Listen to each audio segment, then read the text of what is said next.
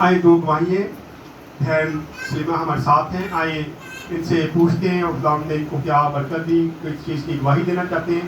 आए इनसे बात करते हैं। जी भाई इसी में मेरे सारे बहन भाइयों को, बड़े छोटों को, सबों को सलाम। मेरी गवाही कुछ इस तरह है कि कुछ दिनों में मैं पिछले महीने में ना मैं बहुत बीमार थी, इतनी की बीमार थी कि ना शुगर ना मेरा बीपी हाई कंट्रोल नहीं थी। तो मैं बड़ी परेशान हो गई। एक दिन जुमे का मेरा ख्याल सर जुमे का दिन था।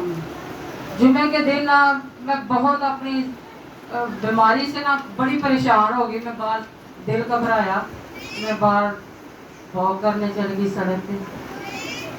वॉक करती करती ना मैं देखिया, मैं क्या मैं यसू के शफा नहीं पा सकती। मैं क्या मैं भाई साहब के चर्च जाना है, तो भाई साहब बैठे हुए सी, बुआ जी भी बैठे सन।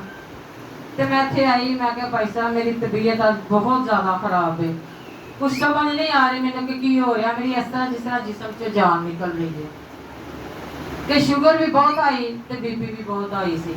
ते ये दवाइयां दे नाल भी फिर कंट्रोल नहीं होता जो हो जाता है। भाई साहब को लाई, मैं भाई साहब ने दवा की, मैं क्या भैन घबराओ ना, तुम बिल्कुल ठीक हो जाओगे।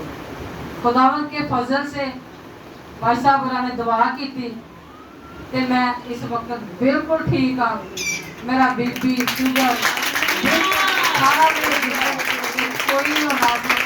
कुछ भी नहीं है। शुक्र है खुदावंद का, मैं भाई साहब के को आई है, मैं बरकत भी पाई है ते जिंदगी भी पाई है यसू के काम आके। खुदावंद का बहुत मैं शुक्र अदा कर रही हाँ कि यसू साड़ी जिंदगी है। यसू जिहदी भी जिंदगी च आ जाता है ना तो सब कुछ ही अच्छा हो जाता है। खुदावंद का शुक्र है, सारा इज्जत ते जलाल मेरी यसू नाम। आमीन।